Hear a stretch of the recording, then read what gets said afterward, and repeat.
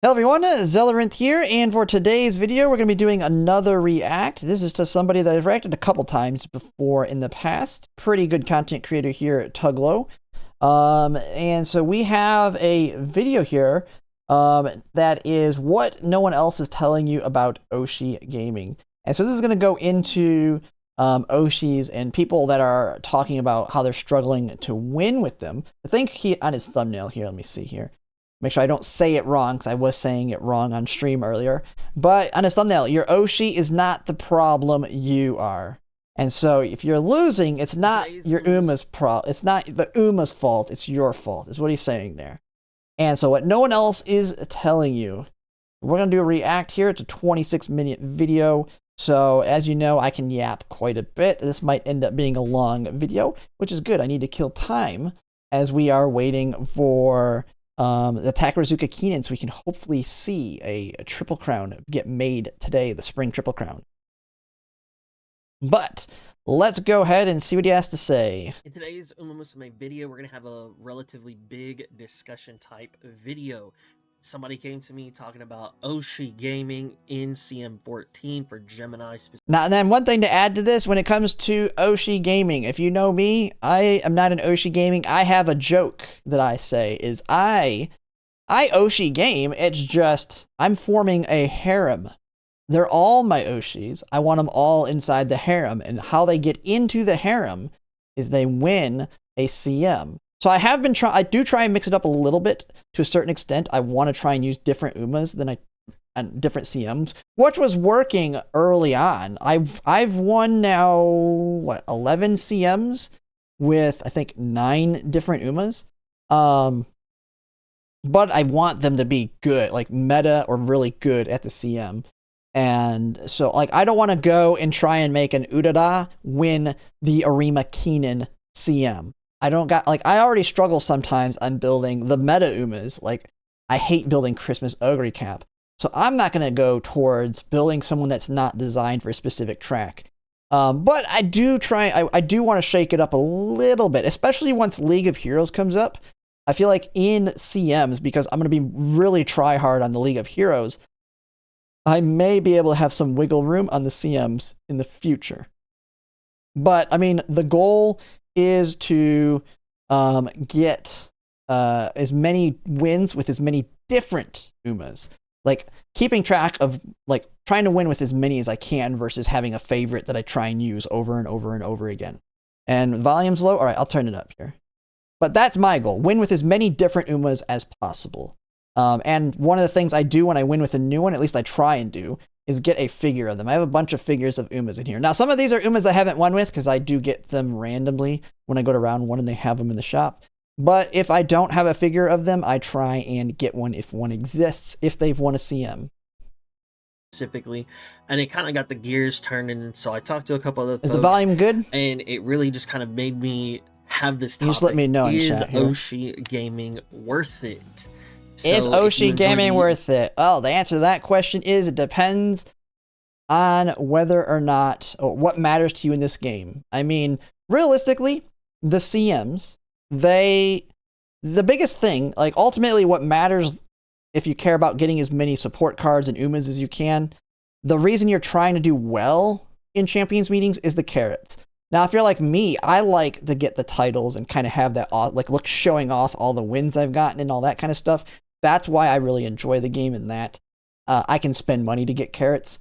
But, so when it comes, if you're not too worried about just trying to min-max and get as many titles as you can, to me, Oshi gaming is completely fine. I mean, you're playing to have fun, and if playing with that specific Uma is fun for you, then go at it. And I will say, one thing I hate, I really wish they would add an Oshi title. Like, in League of Heroes, which is the other endgame mode we'll get in the future, they do have an Oshi title. Once you get to Platinum 1 in League of Heroes, that title, you can pick one of the 3 Umas that you bring, or the top 3 that you bring points there, and one of them you can pick, and their name is on the title, that you earned that title with that Uma. I wish that we had the same thing with CMs, because if you got a Platinum title, say Cancer Cup, which is coming up, if you won Cancer Cup, and the Platinum title said Cancer, and then it said whatever Uma you won Cancer Cup with under it, I feel like I even would like Oshi Gaming a lot more because I think it'd be cool to have a title that showcased I won this CM with this Uma versus not having it. But I mean, that to me, because having that uniqueness is really like, if I win with an Oshi versus a non-Oshi, there's nothing to show for it other than the fact that I stream my runs. So I mean, I have my streams on YouTube for my runs, but your average person, I mean, other than you saying that you won with that Uma, if you don't have, there's nothing in game that's evidence that you won with that Uma, if that makes sense. And so it doesn't make sense to me on a logical stance to run with them other than the fact that you like playing them themselves. Discussion type videos, Umamusume videos, hit that like and subscribe button and we'll go ahead and get started. So behind me, I have this Umamusume character sorter. Character sorter. What is this one? I've not been here. Snep.pw. Now you can sort this by a bunch of different things. The link.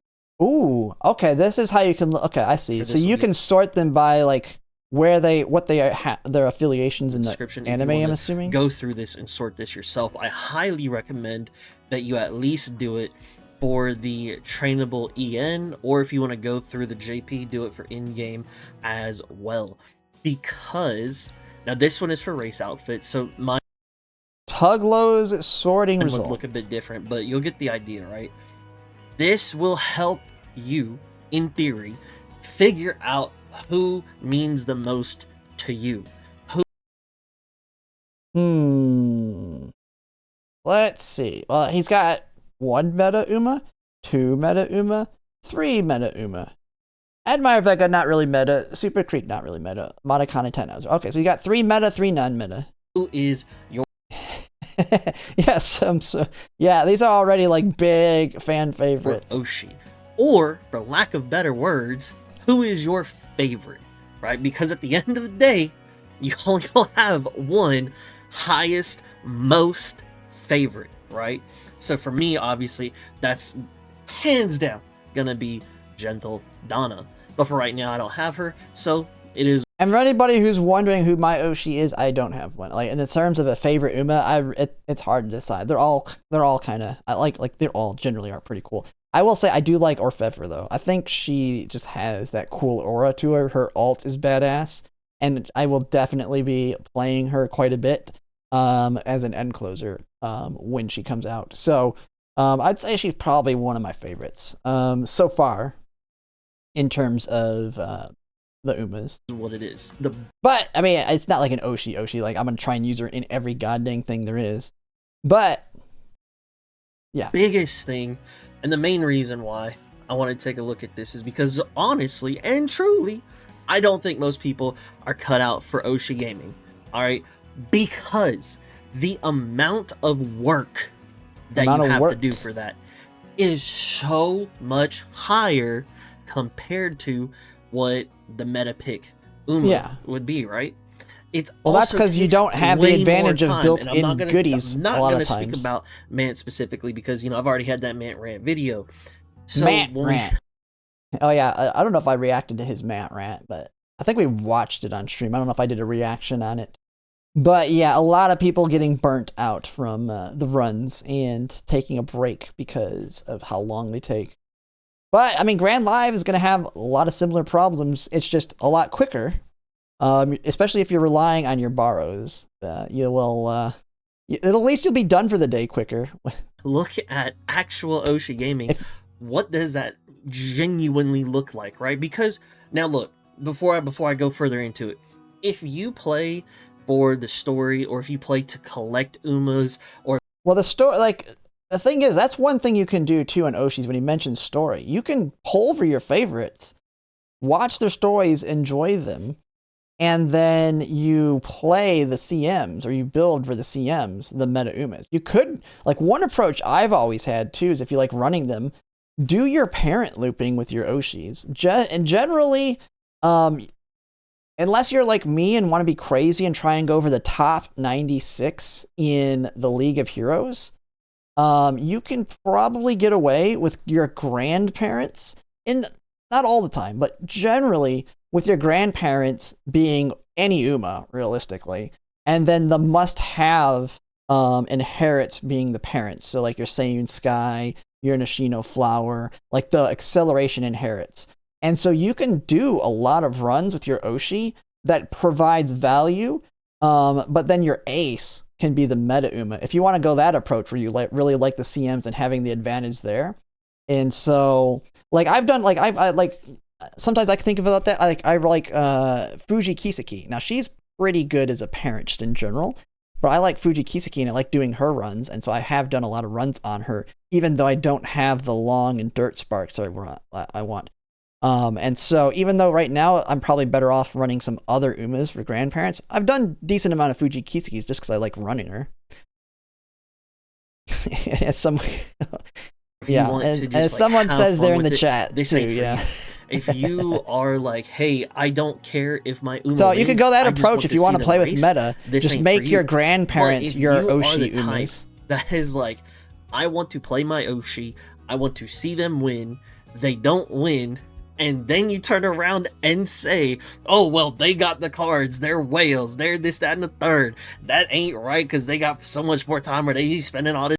Well, I will say, if you're an Oshi gamer, you need stronger cards. Like, it's more important. Like, you cannot...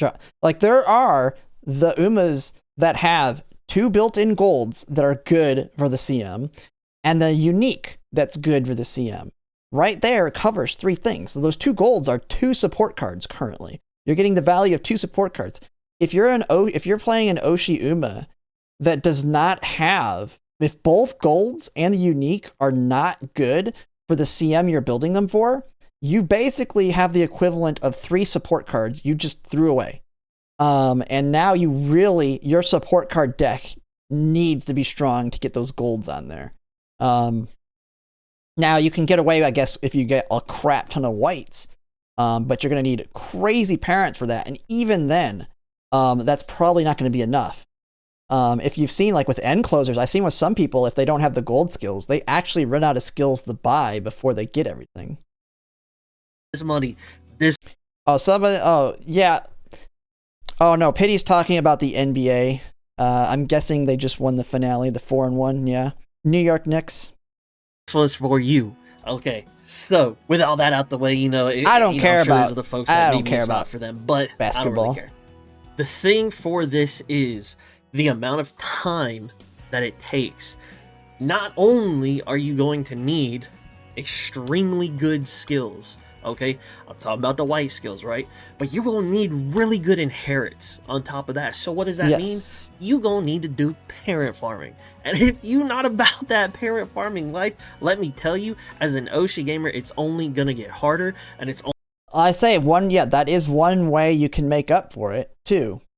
But it's going to be very hard, especially in the future. And that is, you can get basically 6 skills off inherits.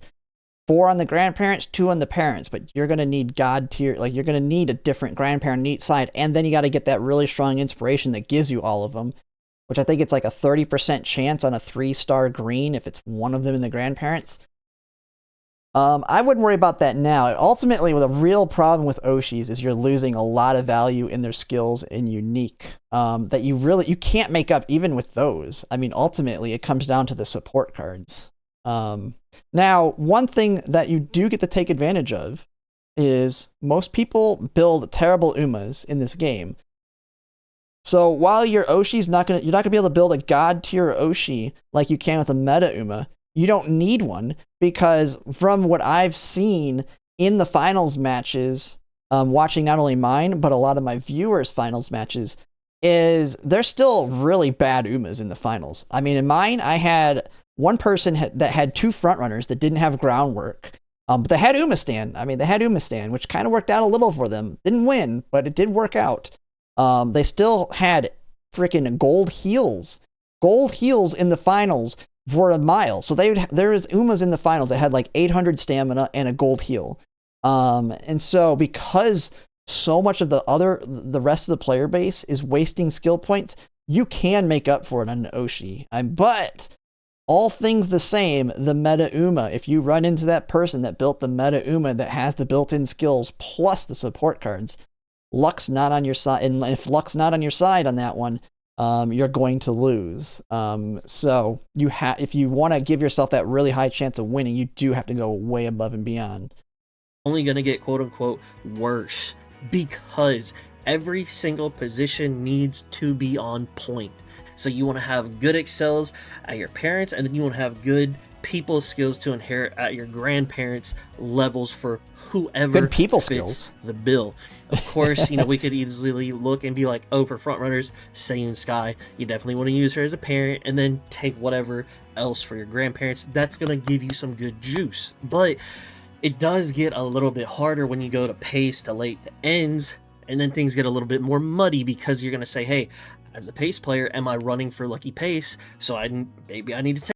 You're running for lucky pace. I would not play for lucky pace now. I mean, we're at a point where front runners are like, I will say, the best parents that exist are all front runner parents, because the main parent grinders like me, and I know a few others that are grinding like crazy for parents, we're all grinding front runner parents. So they're the best ones that are out there. Front runners right now are the easiest to build for the simple fact that the best parents are all front runner parents or grandparents right now. Needing good people skills comes next year. Yeah. Take that Sayun Sky unique, but then maybe I want to take some other uniques that are better for the track in case I don't. So now Sayun actually becomes a grandparent rather than a parent. So with all that being said, wait, what does he say? Why is Sayun Sky a grandparent? you have to take some other uniques. So maybe I need to take that Sayun Sky unique, but then maybe I want to take some other uniques that are better for the track in case I don't. So now Sayun actually becomes a grandparent rather than. Well, she doesn't have to be I mean, yeah, I've already said that. You could potentially need more than the 2 parent uniques. A parent. Yeah. So with all that being said, you have so much more work to do. And that's what I mean by that time investment, not necessarily just like man specific. Everything takes about an hour and all that. Not really talking about that. I will say one of the bigger ones is, I mean, if the Uma has like a built-in acceleration that's very strong that you cannot get from anywhere, that's where the Oshi gaming is going to be really hard. But there's not too many that are like that. More so getting your inherits to a good spot. Global is not at a 6 alt level yet. Yeah, we're not at that point where you really need 6 alt. Because there are enough skills and we're not given enough skill points to buy everything yet. There's been a couple times, I think end closers was the closest to the point where you run out of stuff to buy. So I have seen people building end closers and having more skill points than they have skills to buy. But I have not run into that problem on a front runner or pace chaser yet. And late surger has so many good gold gambling skills that realistically you shouldn't be running out on them either. I see it mostly being a problem on end closer. And ultimately, I think that's coming down to the fact they don't have all the gold skills. You need that investment because you are automatically playing from behind. When you take, let's just say, a front runner that doesn't have an Excel unique, now they're already playing from behind by having to front runner not having an Excel unique. I mean, that's like all of them. I mean, front runners have a built, we have the easiest Excels to get right now. Eventually, for longs at least, every position will have an Excel, although pace and late are more gambly than front and end. It's not that, it won't be that hard to get them because you can always borrow the support card that has it. So it's not the Excels as much as it is also getting a strong mid-race and end of the race. Something like an Uma that we know everybody loves to use on longs, like Gold Ship. Her unique's very strong there, versus bringing somebody else that has a weaker one, that's very bad timing on longs. If you want to make it work there, it's going to be taking a lot more, because you're going to be so much farther behind if it's like an end of the race skill, or you're taking, I don't know, I can't think of any examples completely off the top of my head, but if the unique is not as strong, now you're coming from behind, which has been a problem for a lot of end closers just in general. TM Opera SSR for Monster? Yeah. Yeah, Pace is Narita Brian Blaze. Race against. But you can still get the white Excel, which can work. I wouldn't do it. I mean, I would definitely want to use Narita Brian over having the white version for a different Uma. Maybe the closest thing might be a Christmas Ogre cap, where you can use her ult to cheap out on stamina in the Tenno Show Spring during Grand Masters, and then having the white excel on her. But other than that, there's very few Umas that I would take as a pace over Narita Brian Blaze that I can think of. Same thing with late surgers though, with but that one's built into, I think, the Chris S stamina card. Same Sky, or against someone else, or whoever. Let's just Brian say Blaze Christmas still Cap. near the top. I'm guessing that's from behind against Evolutions. Her. So I do plan to pull for Brian Blaze. I'm kind of trying to think of the setup I want to go with. I'm thinking I might go single frontrunner, Narita Brian Blaze, and end closer on the longs. And the simple reason is, if there's another frontrunner, my frontrunner gets to compete with them and try and win as the frontrunner. If my frontrunner is all by herself, my Narita Brian Blaze is going to have an easy time closing the gap and getting her acceleration off. So it's not a big deal if my frontrunner doesn't have anyone to help push them forward, because that helps the Narita Brian Blaze then. And then, of course, I just bring an end closer, and the end closer does well. Gonna take her down. You either beat him or join him, right? But how Brian do you is beat meta them? whenever fronts Very are tough to bad, figure yeah. that one out. So the ease of use for playing Oshis is not there, especially if you got a Dookie Buns type of unique. Your life just gets so much more harder. And then it really depends on the track as well, because if you also don't have the Umas to get you the correct skills or the correct inherits that you need for that specific track, it's going to be even harder to play from behind, right? So that makes it very much not fun. So, prime time example. I want to show you this. We got an example here. This is their Gemini Uma. We're going to have to judge this one. Let's see what's wrong with this one, They I'm got guessing. two of them. The third one was a debuffer, so I ain't too worried about that one. But this is their front runner. All right, we got a front runner for Gemini Cup. Before he says it, what is wrong with this one? One case. She was good on Gemini. I mean, there's not, Silent Suzuka's fine. This isn't like an Oshi. This isn't like an off-meta Oshi. Like, Silent Suzuka was fine as a front runner. They got Spring Runner double hit, left-handed double hit. They got firm conditions. They got groundwork. One thing I'm seeing they're missing. Do they not have dodging danger? I don't know if they have to scroll down or something, but I don't see dodging danger. Yeah, they have prudent positioning, but no dodging danger. That is on that track, that was massive. That probably hurt them right there. Unrestrained was good, taking the lead concentration. Front corners.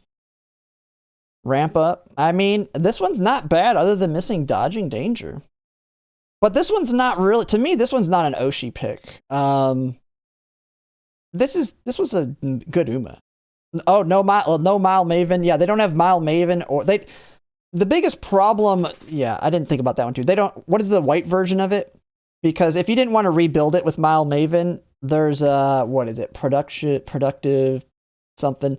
The white version. They don't have all the early race. This last CM, it was very hard to pass in the corners.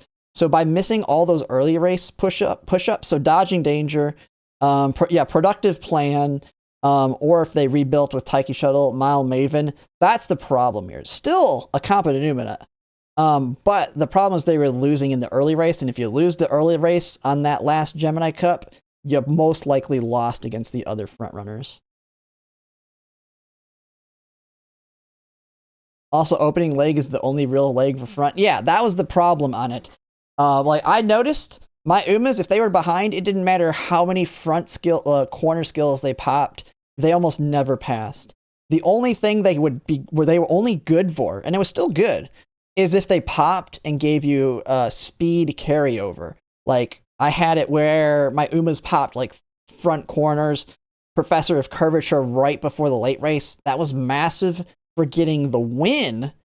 It was very good to have the speed carryover to get the win, but they were already in first place.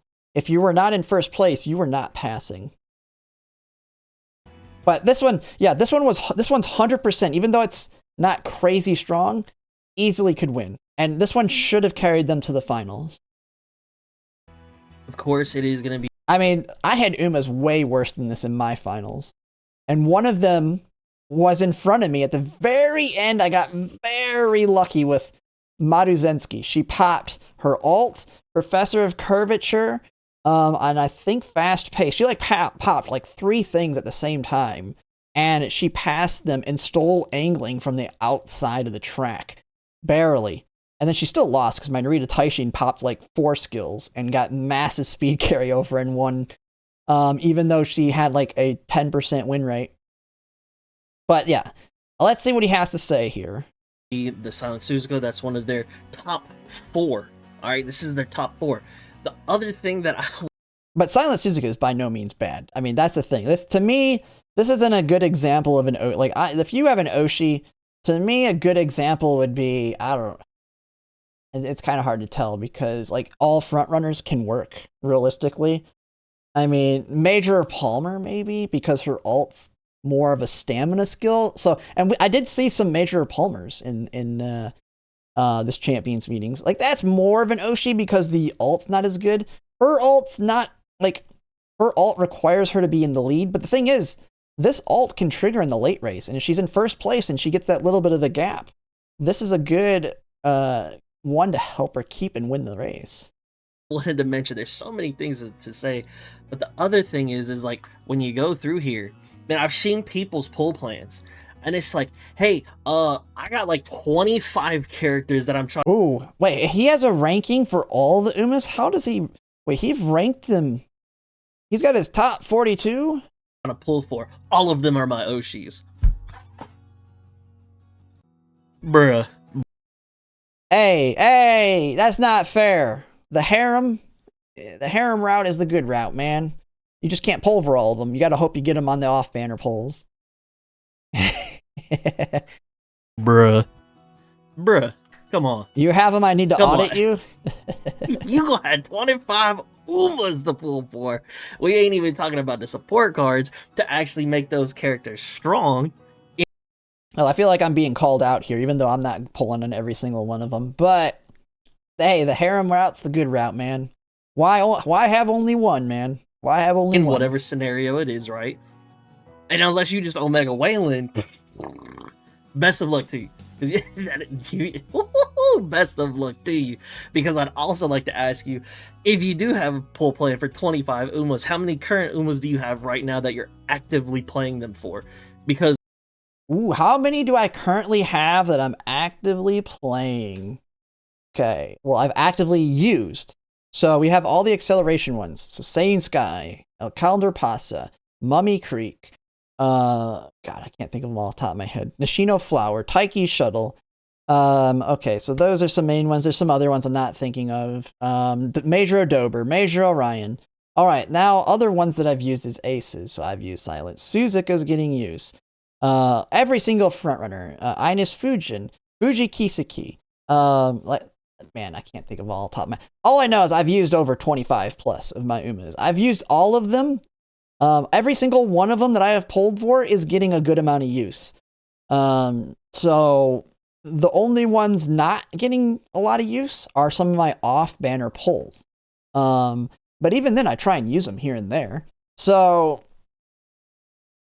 you can do it. I mean, it just depends on how you're playing. Honestly, be willing to beg to differ or to take a bet and say you probably play a very small pool of characters because you're trying to continually take that bet and consistently and constantly build for CM. So you may have like this small little pool of characters that you actually play, and then you got this whole like list of characters that you probably haven't touched, which I've actually made a video on why you're actually so broke in the past, talking about. Yeah, but yeah, you shouldn't be going crazy pulling on Umas unless you're spending like I am. Toshin, what am I going to use my hey, that was an off. I said off banner pulls aren't getting as much use. I will say Tosin Jordan, she's 3A, isn't she? She's A in turf, medium, and pace, right, or something. I may end up using her at some point just for the sake of that apparent run, versus just for fun, just to give her a use. I mean, I got her, might as well do it. Because I do like to change it up. You don't need to pull all these characters. And I get it. It's the new shiny Uma. It's the new toy. It's the flavor of the week. Whatever. It's tough. Cygames did a great job with the characters and their designs, their stories, Potion Jordan and all gets that good better stuff. after evolutions? Oh, yeah, definitely. Yeah. But you gotta nail it down, especially if you free to play or you a light spender, you gotta nail that down. So this whole like, oh, I got 25 Umas in my pool plan, surely I can afford all this, and then we not even looking at support cards, but we trying to... I will say, Umas are the easiest thing to plan for. It's 200 pulls and you're good. Like, you plan 200 pulls. That's it. And you could luck into them. You don't need 5 copies of them. The thing is, when you're planning out your Uma pulls, you're planning out your support cards alongside them. I feel like you can pull for like 1 or 2 Umas during a scenario, depending on how heavily you want to pull. Are you gonna, if you're free to play, you might only heavily pull on like the scenario banner, and depending on how that goes, then there might be one other support card that you might pull for within the scenario. It really depends on luck, not only on the first scenario banner, but also the Umas. But over time, I mean, we get a ton of pulls. It's just dependent on your situation. Be competitive, and then we go and turn around and say, $20 that person instant has Uma, support and then you have the selectors too. If you're willing to spend a little bit of money, the selectors are the best value.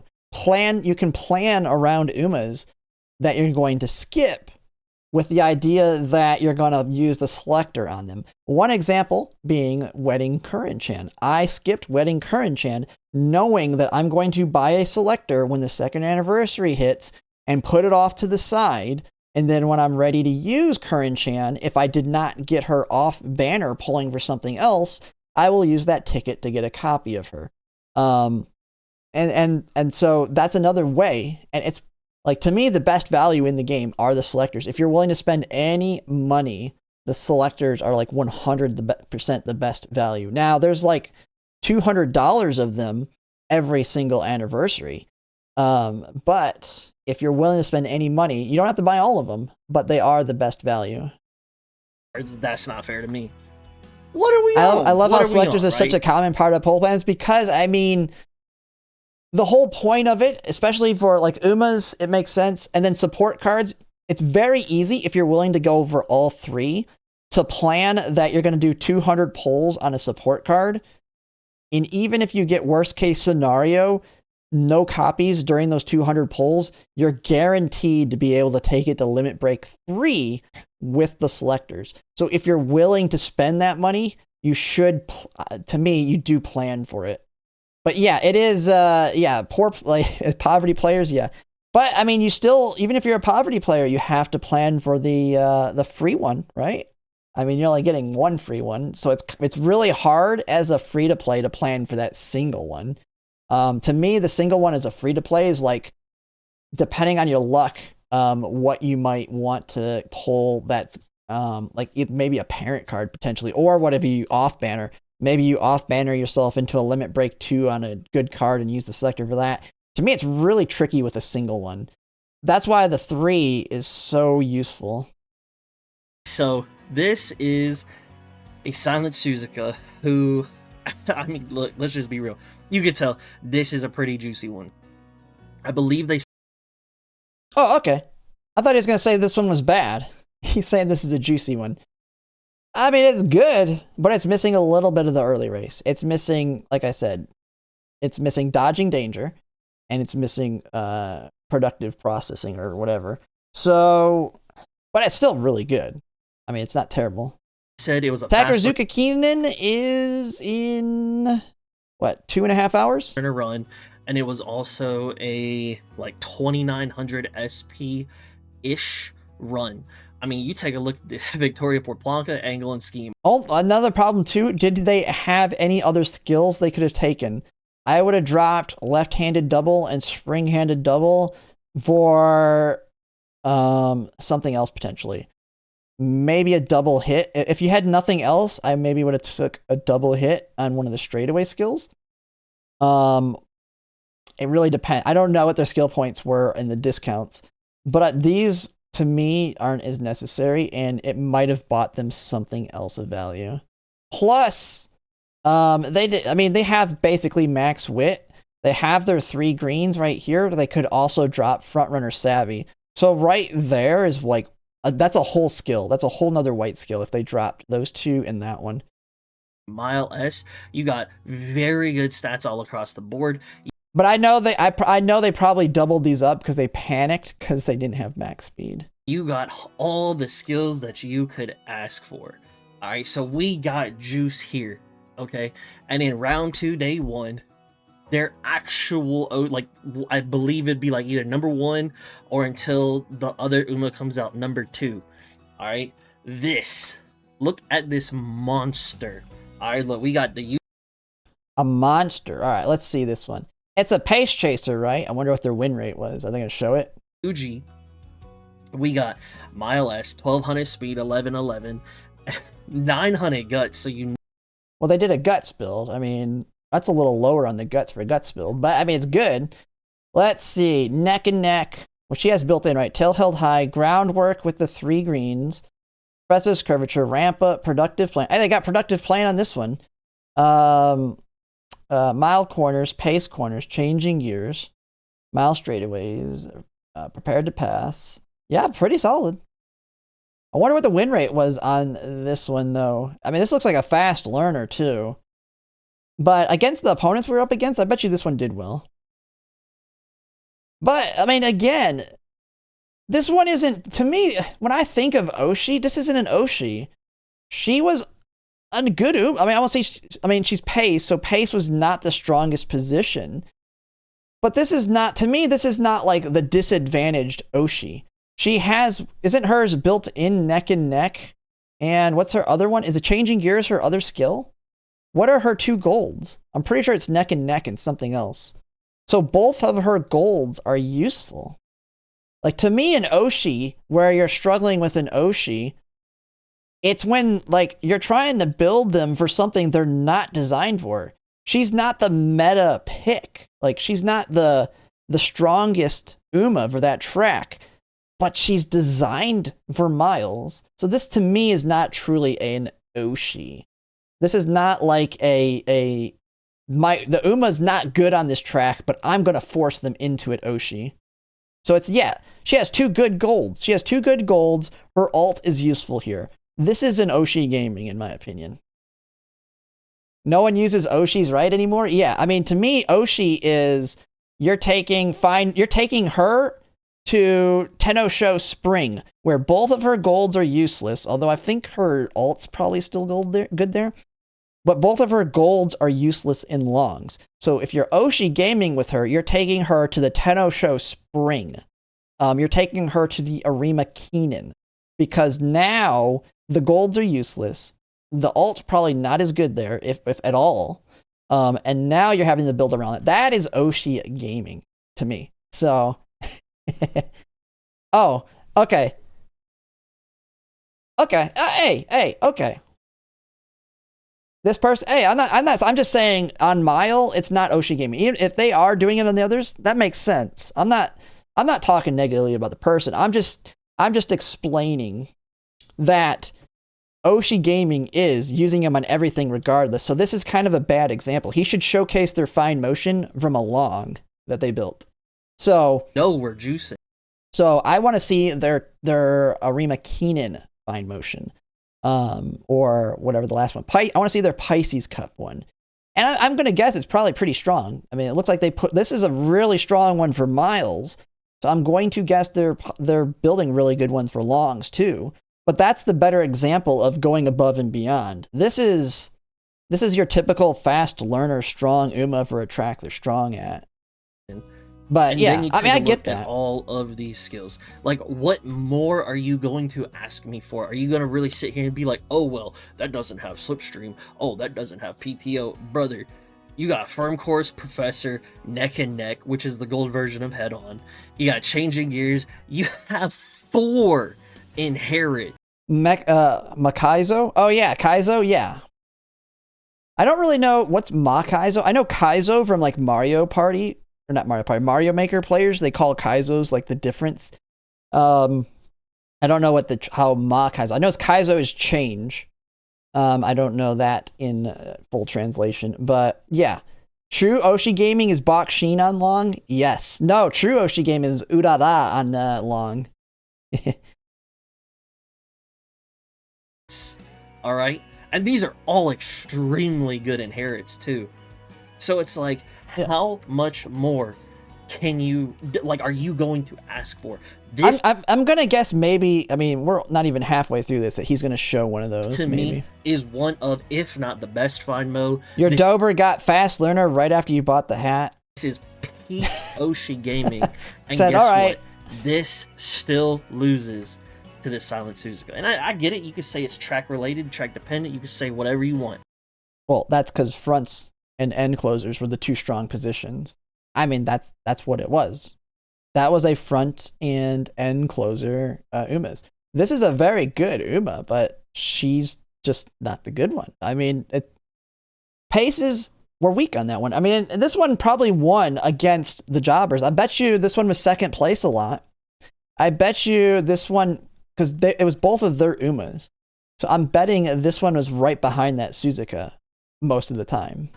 But just know how many runs went in. But this is also, it wasn't an Oshi problem. See, that's I think he's wrong here. This wasn't an Oshi problem. This was a strategy problem. Front runners are stronger. I mean, you probably could have built her as an end closer or something and made her work that way. Go true Oshi gaming and make a front runner fine motion or end closer fine motion. Ditch changing gears and neck, and just go all in on all the front runner stuff or all the end closer stuff. That's the true Oshi gaming. Into this, how many hundreds, if not thousands of runs went into great grandparents, into great into people did run end fine motion. Yeah, I mean, you could have done it. And actually changing gears is good on front runners. So they actually may have been better off to build her as a front runner and just ditch to neck. And I think her unique is useless for front runners, but I bet you they would have performed better. But I guarantee you they were probably in second place like a lot of the time with this one. It's just their Silent Suzuka was the one in first place. Into grandparents, into whatever. That is so much time invested to even get to. Oh, this person only wants to play pace? Okay, I mean, that makes sense. If they only want to play pace, then yeah, that makes sense.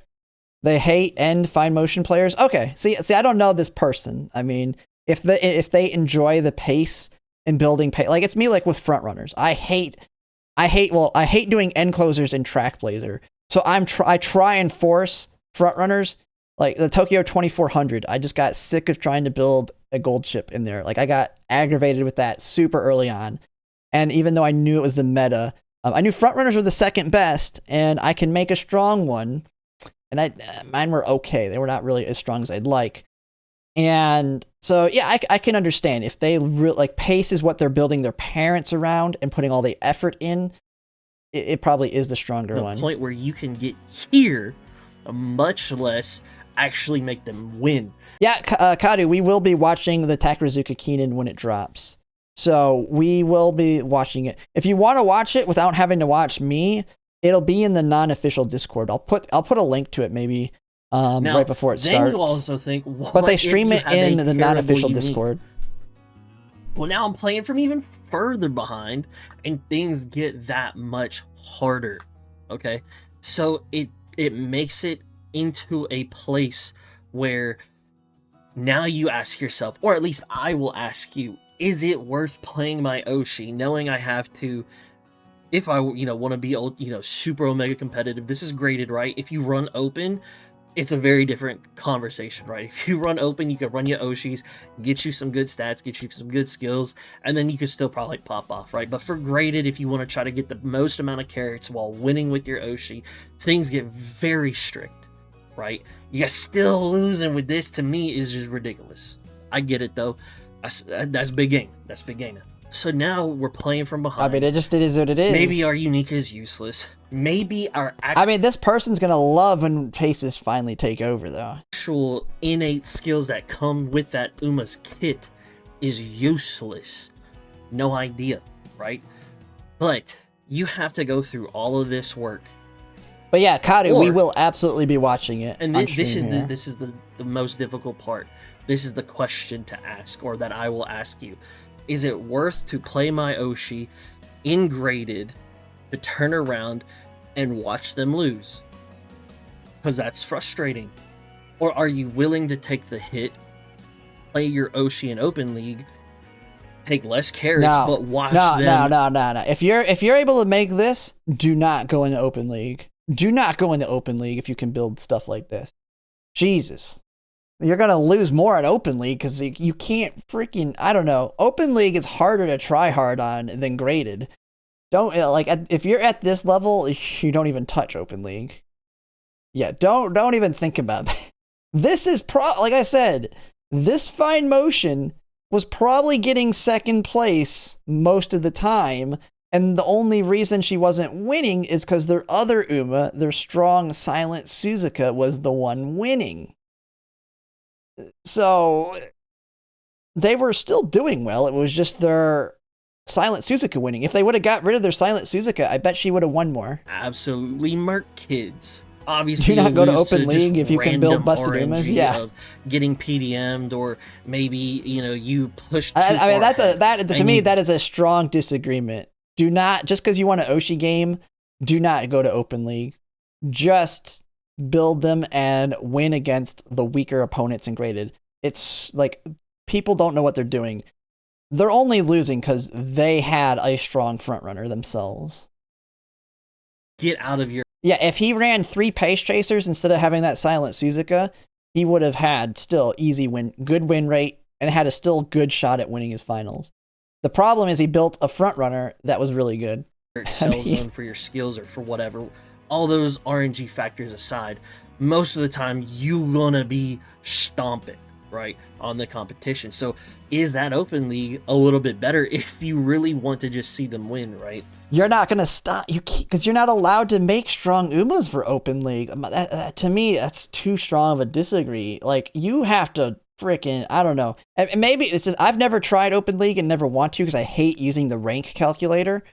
But Open League, I don't know, it's so gambly because you're not allowed to go stupidly high in your stats. You're having to like nitpick everything you take to not go too high of a rank.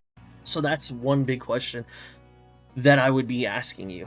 The other thing that really comes to mind that really just hits the nail on the head, especially for the person that I was talking with, that's kind of like on the it ain't really worth it. Min-maxing for Open League seems much harder. Yeah.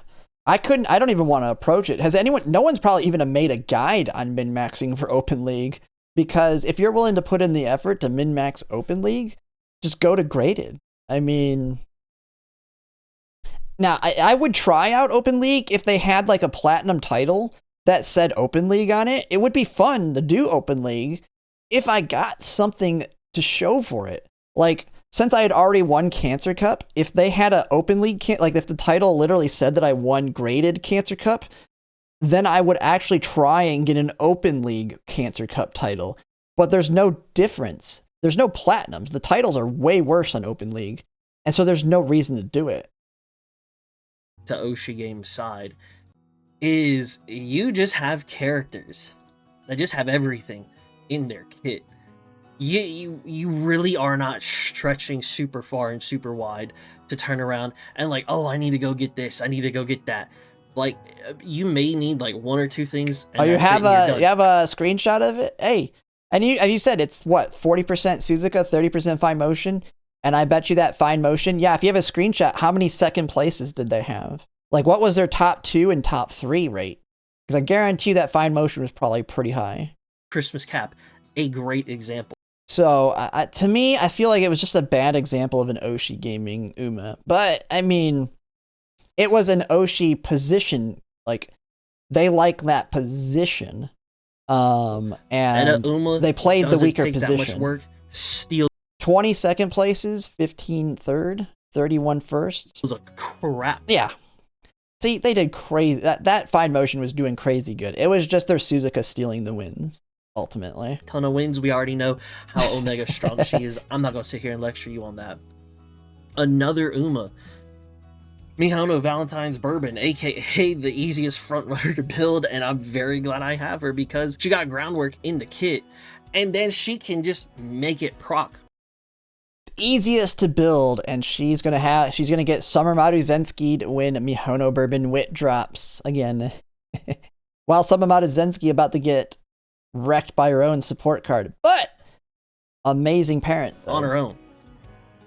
It's just that much easier. You don't got to turn around and go do your grandparents, go do your parents.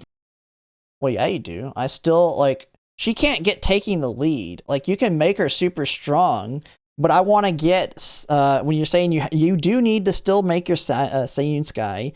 For her, I like to get I like to get Summer Maru Zenski's ult on her. Summer Maru Zenski's ult is really good on Bourbon. A little bit harder to get on her. Depending on the track, like the last one, I needed El Condor Pasa's ult. So I want Seiyun Sky's ult. I want El Condor Pasa's ult. If I can get it, I want Summer Maru Zenski's ult. I mean, yeah, she's easy to build that generic good enough Uma, but to get the god tier Uma, it's still a lot of work to build that very strong one. Yeah, you need dodging danger, prudent positioning / ignited wit. You need a productive plan. You need the straightaway, the corner skills. You need all this stuff. But yeah, you can win. But yeah, I know you can win versus you have a really good chance. Do you want a 70% chance of winning, a 50% chance, a 30% chance? Different levels of effort. Yeah. Get your groundwork, then lose. She's the easiest to get the low roll. Well, I won't say low. She's the easiest to get like a mid roll. You have about a 50% chance of winning. Like, you can very easily with Mihono Bourbon get that 50% chance to win your finals with Bourbon versus something else. But she's just as hard to get that 70% chance to win overall. Loop in the extra greens for every specific CM because you know they're gonna change. And then you turn around and you're like, hey, it's just that much easier. Let me just play her, get my stats, maybe get an inherit over here, call it a day. And you're done, right? And this is the big one that came in. You can use an RD1, you can also use Tamamo across. They're relatively the same. But the person I was talking to is an end closer. And he goes, why would I play Hishi Amazon? That's who their Oshi is. So why would I play Hishi Amazon when I look at someone like Inari 1? Inari 1's not. I mean, Inari 1's kind of same level. I mean, I wouldn't say Inari 1 has a very strong ult and Herrit for end closers. But she's by no means meta either. Narita Taishin was the one to bring. They have Tail 9, they got Spurt, they got... Now, I mean, end closers were meta, so she was good, but she was not Narita Taishin good. Ramp up, all in their kit. They got end closers. In the comparison, yeah, Hishi Amazon is not close to Inari 1, but neither one of them were like the top tier. I recently just got Hishi Amazon off banner pull. I haven't tried her at all, but I know she has nothing built in. Both her golds are bad, and her ult's not all that good. So Hishi Amazon is a true Oshi, but to me, Inari 1 is also another like Oshi pick. I mean, I would take Gold Ship over Inari 1. I mean, because Gold Ship's ults better than Tail 9, and then you can get Tail held high in Gold Ship. All of this in their kit. And meanwhile, I, as a Hishi Amazon Oshi, need to turn around and I gotta go out and I gotta get all of these things. The level of effort for me to actually just be like, oh, well, here's this quote-unquote meta Uma. I'm gonna just go run them, and my life will just now be so yeah, like easy. like Tanoki. I mean, that's one of the things too. Like, you can Oshi game just for the simple fact people are building terrible Umas. We saw it in the finals. So many Umas in the mile that had gold heals, 800 stamina, 600 wit. They didn't go guts build, and so they had lower guts too. Their power was only 800, so you'd have like what is getting into the A finals? There's a lot of weak opponents. getting into the finals. And it might just be the track blazer effect. People are running out of clocks, and so they're having to accept weaker Umas. They're burnt out, and they're just throwing whatever they can get in there, so there's a lot weaker opponents, and it's easier to get to the finals. Because it definitely felt like the quality of the Umas were much stronger at the beginning of Track Blazer, especially like Pisces Cup. Like Pisces Cup, I felt like we had way better Umas I was up against than now. Like right now, it's like people are just throwing in whatever. Like the amount of bad Umas in Gemini Cup was crazy. Right. And so while yes, your Oshi is your favorite character, that is also why I tried to say in the past, like, yo, pick a style, right? Nah, I disagree with that. I mean, I get the idea but you can shift. And I really need to make a video on it because I really am liking the CM and League of Heroes guide that Henry Handsome has on his spreadsheet for planning out your pulls. Because ultimately, when it comes to the support cards, planning out your cards for the CMs and League of Heroes is where you really need to kind of figure out your pull plan. What Umas are you going to do on what? What are you wanting to try hard on? Is there a specific one you want to do well on? A specific Uma that you want to try on a specific one? Which support cards truly are your most important? Which inherits are your most important ones? I feel like that is how you should be planning it out. And you can do all positions. Just kind of figure out what support cards do you need for these CMs. And maybe you can have multiple positions. Maybe you can plan out where your pulls get you where you can build end closers for one CM, and then you can shift into pace on the next one, or you do both. Or you can do front runners because your pull plan allows for it. But you can do all strats. You just gotta really plan around it. Like some people have mentioned before, you should always plan your borrow to be that strategy specific one. And there's usually like one or even two. And guess what? Maybe you go into the CM and you don't have one of those special ones, like one of those niche ones, and you have to take a generic one instead. Okay, you're one gold skill down out of a bunch of others against all the jobber Umas that are terrible, and you're still going to do well. You're just not going to get that 90%, 95% win rate if you don't have like the full whale deck, which when I look through what the whale decks look like going into all these upcoming CMs, I mean, that's like the difference. It's not significant enough to worry too much. Later, and you can play all positions. Pick a style so you can thrive in that style, right?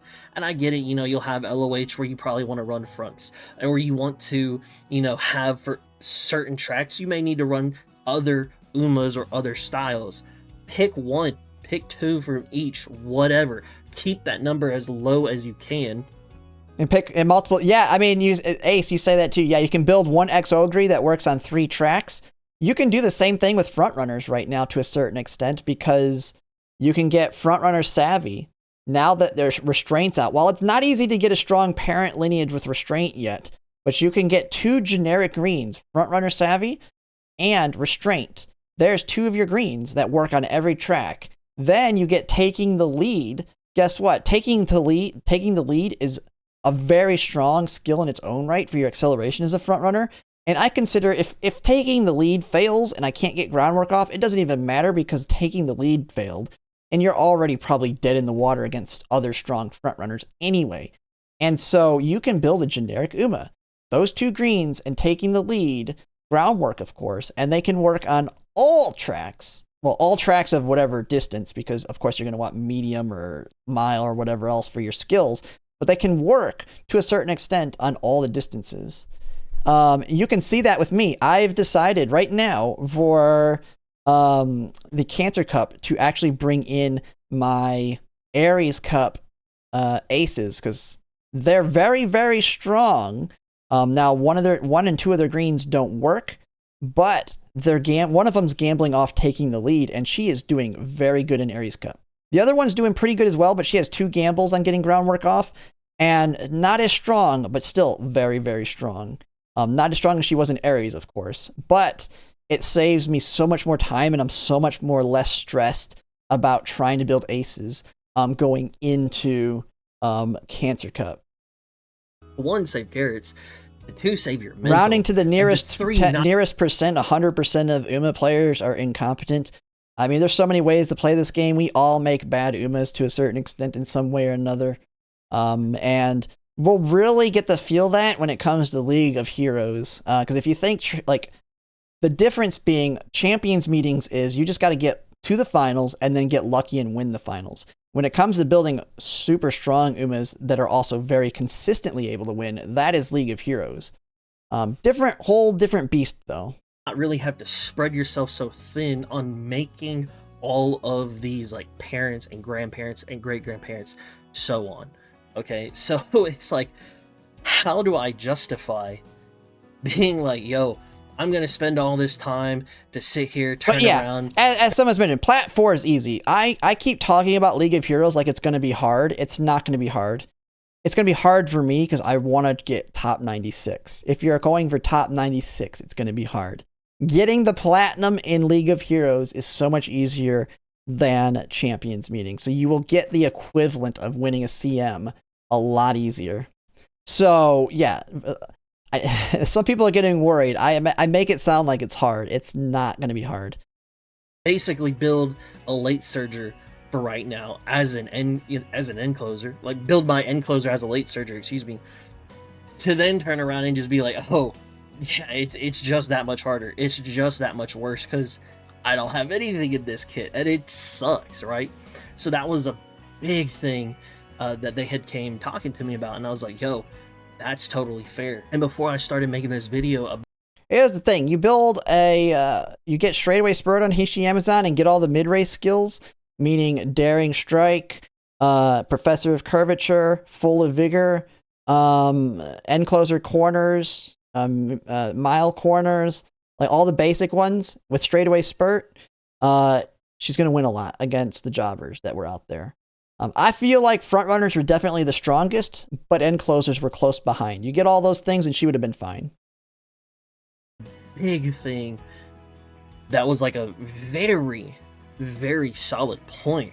It was like, yo, even if you do make a juicer Oshi, okay, Uma, right? Let's say he's an end closer. Let's say you push past the lates. You miss your 6th position, you miss your 5 position, now you miss your Excel skills. Let's say you're playing Taiki Shuttle 3-4, Nishino Flower 3-4, and there are weaker fronts ahead of you, or they're dying off way too early. Now you're sitting in 2nd place, you don't got a unique. Global doesn't know check yet? Yeah, I've seen that skill. That one's gonna be, yeah. That one will be funny. That sucks too, because but if I remember what it actually so many was. RNG factors, but still, that is a thing that can happen, and you just really can't play around that, right? So that's something that just absolutely sucks. So with all that out of the way, I mean, you know, just taking a look, like I said, to me, I would say this is like top 0.00000% like of players to actually hit. This is what true, real Oshi gaming looks like, in my opinion.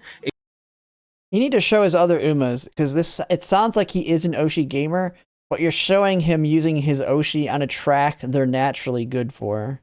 You need to show his Arima Keenan or his Tenno Show Spring Fine Motion is a good example. Because I guarantee you she was probably really good on, if he's a true Oshi gamer, he probably did really well on Tenno Show Spring with her, even though, because paces were definitely stronger there if you had a strong build.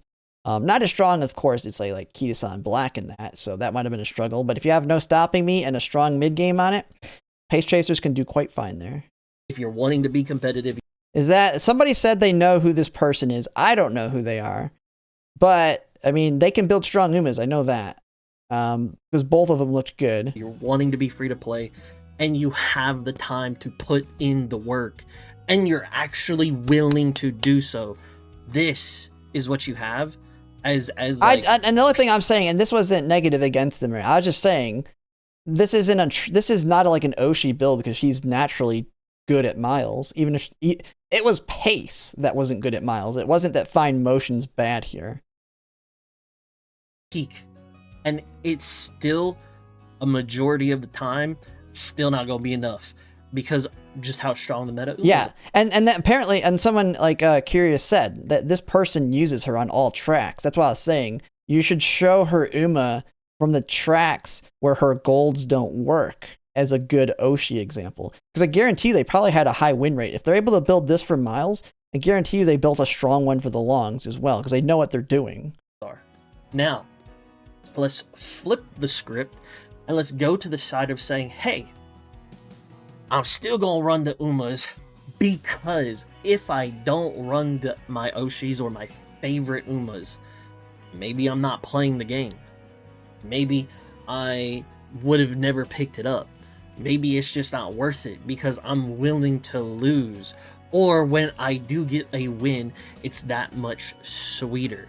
And hey, by all means, I completely understand that point of view, because truly, if we're not, playing the Oshis, what are we playing for? Is it this gameplay? Is it for the gameplay loop? Is it just to do it? Is it to be a time sink? Is it for so many other different factors and different reasons, right? And you're glad Chronogenesis isn't Gran Algaria. I will say I've been looking at that spreadsheet for that Henry Handsome has. Gran Algaria or Gria, or however you say that name, looks like she's a meta Uma on some tracks. So, and Chronogenesis I know is meta on some as well. So I'm assuming they're like, I don't know that much about. I haven't really looked into Gran Algaria though to know what she's really good at. I just seen that on that spreadsheet she was rated highly on some of the tracks. When I was talking to him, they were like, "Yeah, if she's Taishin on Gigacrack." But then how is she in comparison to Orfever though? There wasn't Find Mo Suzuka and 2 other characters. They were like, well, she can play late as well? Okay, well then she's probably still strong as a late. Probably wouldn't be playing the game.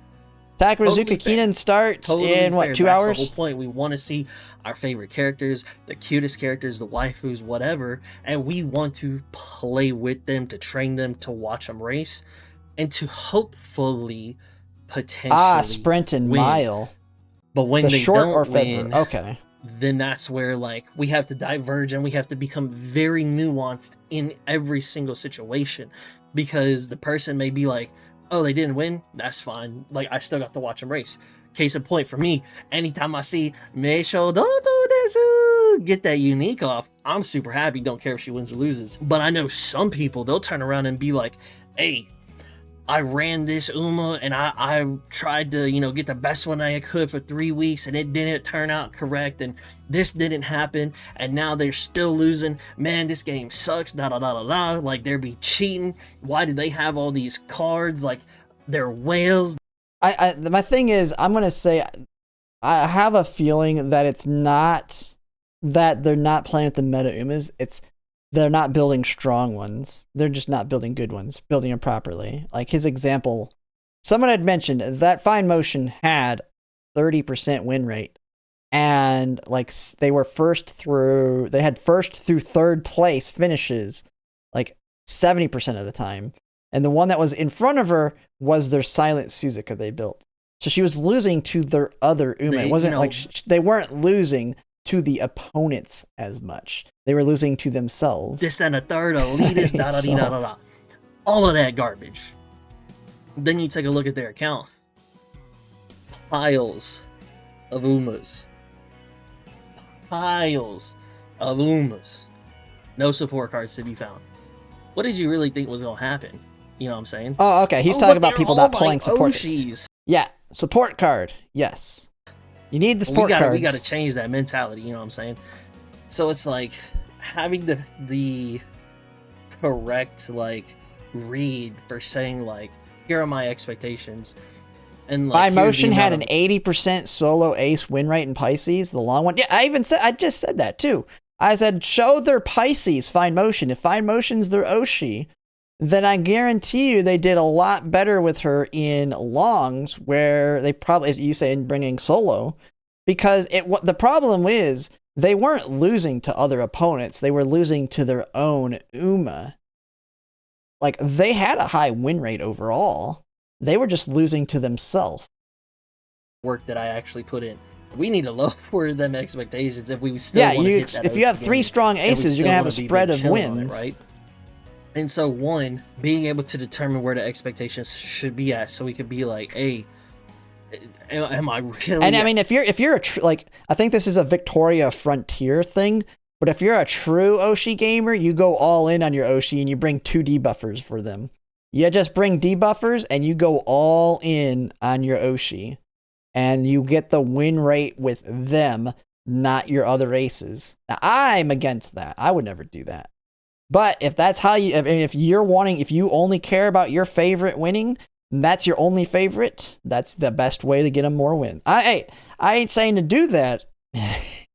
I ain't saying to do that. I'm just saying Actually, that if you want to get them a higher win rate, I really have a place to complain about? I ain't saying to do that. Did I really put in? I'm just saying that is the all-in aspect, and you will get a higher win rate with them, but you'll get a lower overall win rate because you're going all in on one Uma. To do so, right? So, and let's say you don't have the time, but you like the game and you still want to see your Uma run, go run Open League, bro. I'm so serious. No, don't touch. If you can build these things, go in the graded. Don't. If you're making it to grade B finals, do not go in the Open League. So nice. You can lose to like random RNG. That happens in graded league too. Gonna be plenty of Oshi gaming. Well, yeah, I know. Gonna be plenty of double dom, Kenai, Oshi gamers when summer. I'm running Open drops. League right now. 3 runs on the day of season. Well, it depends on the track, I would think. I mean, I know in medium dirt, I know Tanoki, you're gonna hate it, but on the dirt, the coming up dirt one, I'm doing double dom, Kenai, and going all in on probably Christmas O recap. And then the other one, when it comes to the mile dirt, going all in on Copano Ricky, because they're going to be so strong there that I don't find it's going to be worth it to try and build anything else. 3 runs, 3 aces, still winning. Like this upcoming medium is going to be quad dom, freaking hell. Everybody's going to be bringing double dom. Yeah, I'm bringing defense, like you say, I'm bringing defensive debuffs. Everybody else is going to bring debuffers, so I'm bringing debuffers to counter it.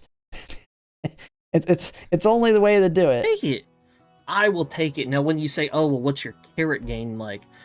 That's a great question, because I'm notating all my carrot wins, and then I got 2 people who are ingraded who just threw in random Umas. I know one of them the went prisoner's dilemma. Yeah. 1 in 15 on one day. I know one of them, I think, made like in round 2, day 1. Let me see. They said that they made. You're doing preemptive de-escalation strikes. Yes. I am defensively attacking you, so you can't attack me first. 100 carrots. They went 1022. 100 carrots. Whenever I go do my runs, I'm pretty sure I'm gonna get more than that. Then you can say, oh, well, that final offsets it. For first place in Group A, you get 1,000 carrots. 1,000 carrots in Open League. For Group A, third place, you get 1,200 carrots. So you have a 200 carrot buffer. I'm pretty sure as long as I continue slapping the competition in Open League, I'll actually have a higher. Oh my goodness, no! How? To me, Open League, man. I don't know. Maybe it's because I never played it, but Open League to me seems so much harder because I'm forced to a lower rank. Maybe it's because people are throwing absolute trash in Open League, but no, Open League sucks. I mean, I just disagree. I mean, I don't know. It's just not worth it. Just go in, get to Group B finals, and graded, worst case. Open League, to me, is you just started the game, and you literally cannot build an Uma that can make it to Group B finals yet. That is what Open League is to me. But that is... And it is... Oh, Tug has been playing a lot of Open League, and his friends with Open League only? Really? Yeah, maybe they know. They're try-harding Open League. Yeah, then. Okay, I mean, that could be the case. My opinion on it, unless you enjoy Open League, it's easier to build for graded as long as you can build competent than it is for Open League. But yeah, if the people struggling to hit S, like I said, new players, those are like, I advise open league if you cannot build like your typical Umas. But if you can build an Uma that works in graded and can get to grade B finals, I feel like you go graded. That's my opinion on it. I mean, it's not, there's no, I won't say there's a right or wrong answer to it though. I mean, if you enjoy a open league and you're willing to put in the effort to me to try hard it, go out. Like I am misinformed. I will say, if he's been doing a lot of open league, he is definitely more informed on it than me. But everything, all things considered, I care about the titles more so than the carrots. So I will say, from my perspective, it's the titles that matter, not the carrots. And the carrot difference, like he even just said, the carrot difference isn't that much. And I'd rather have a shot at getting that gold title in the grade B finals versus, I think you can only get silver in the open league. You can correct me if I'm wrong on that. I believe you can only get silver in open league. You get silver if you win grade A open and bronze if you win grade B open. I could be wrong. I don't know. I never looked at them because I don't really care about open. But Carrot game. To me, the titles are what I like about it. Oh, open league. Okay, open league does give gold. So that is actually something that I'm actively like notating and going to see how that turns out. And then you'll see that on my final. Yeah, and it's more difficult. I know. Trying to make an A+ Uma to me at this point, if you're a veteran who's been playing a while, like Tuglo, dude, making an A+ seems so hard. You're going to like overshoot that. You're going to be like deciding what skills to take. I don't know. I feel like it's going to take a lot more time to build a good open league Uma versus a good B finals Uma. Video that I always do for every CM, like, yo. Some people don't want to see. I feel like, I don't know, maybe I'm just dumb, but I feel like in open league, it's just all a gamble because you cannot overpower your opponents in open. But then again, I could be wrong. Maybe everybody just throws absolute trash in open league and you can stomp them, like he said. Oh, the commentary video, all that good stuff, right? Well, yeah, you don't level up your ult. I mean, I get some of the basics of it, but I'm just going to guess because I've never participated in it. One of the big things is people literally throw, like, we think some of the jobbers we see in graded league are bad. I'm guessing the open league ones are even more jobber. See that there. But at the end of the day, like, genuinely, do you have the time? Do you got the resources? Are you willing to put in the runs to actually make your Oshi pop off? And again, for very specific people that this is aimed towards. So you know, I will say what I was talking about, what they should add a new league. They should have a open league, graded league, and then the like whatever like a top rank is. They should have like the you cannot have Umas below a certain rank. Currently make a UG rank. Only UG Umas allowed. You're forced now. Then again, that would be funny in the fact that you would get even more jobbers. That would be hilarious because most of the UGs out there are trash. But you could make another one that you can't have anything below UG.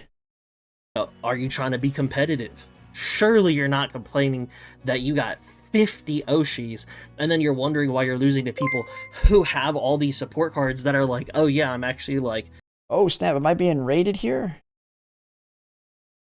Okay, and LPTR, thanks for the raid. Oh crap. Very locked in. I'm very like focused we are watching on making sure we're watching and doing a react to Tuglo right now on what no one is telling about Oshi gaming. He's actually, I mean, I may just be completely misinformed. Like I said, I don't touch open league. I don't care about open league. So I'm just probably misinformed on it. To me, I just have a feeling graded is better. Unless you're just like brand new and you cannot make Umas for that. But I could just be wrong. I mean, ultimately. like a very small amount of characters. So that way FDO, yeah, your Oshi is whoever's meta. I said my Oshi is, I'm a harem enjoyer. Why have one when you can have all of them? You can turn around and how they get into the harem is they win the CM. They win a CM, they get to come into the harem. And maximize my support cards, so that way I can turn around and maximize my actual gameplay, like level and strength per scenario, and then whether it be an open or in graded, make sure that that Uma pops off because I want them to win, right? So there's so many different factors, and this is such a nuanced topic that you waste daily. Hey, I do daily polls on the Uma. I started doing daily pay. It's not even just to get the 3 stars. I do the daily paid on Umas also to keep getting the statues coming in so I can 5-star future Umas when they come out, like Ines Fujin Valentine's. Convey everything in one video, and I'm trying my best. But this is a topic that came to me like 2 days ago, and I've just been kind of rummaging on it and just kind of thinking about it, and I wanted to try my best to take both sides of the equation. Obviously, it's so much easier for me to lean towards one side because it honestly, like even myself included right now, I'm not built to Oshi game. I'm not built to sit here and make grandparents and make parents and do runs over and over and over and only play this one game. I'm not built for that. When Gentle Donna Neither am I. I like winning, and I like having an easy time winning. comes out, completionist, 100 mil fans, don't know after that. But that's where I'm sitting at. I'm also not going to sit here and be like, oh, how dare these whales? How dare they have support cards? But I also, I got the support cards too. So each and every situation is so very different and unique. And that's why there is nuance in the topics for which I like to discuss, because I think they're really fun. Whew. With that being said, let me know down below, what are your thoughts on Oshi gaming? Is it worth it? Or are you like... All right. He's basically at the end here. We don't need to watch this. It looks like it's just an ending to his video here. So overall, pretty good video by Tuglo here. I mean... Ultimately, like I've said, my thoughts on Oshi gaming, and like all things the same. If you build the meta Uma and you build the Oshi Uma, your meta Uma is going to do better, as he showed there, or the meta for that track / whatever. But because 90% of people can't even build competent Umas, you can Oshi game and do really well with them.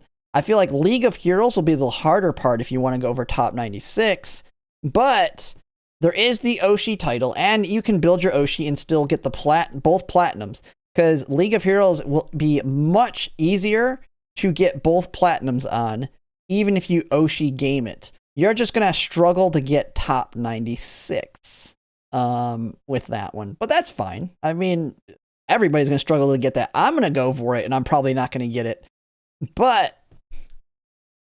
you tend to go with the 96. Okay, 96% of people suck and don't know what they're doing. But, so you can Oshi, I mean, that's the basic, simple thing.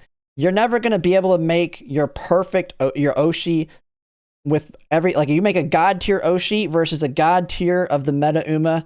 The meta Uma wins more times than your Oshi does. But nobody's building those god tier Umas other than very few people.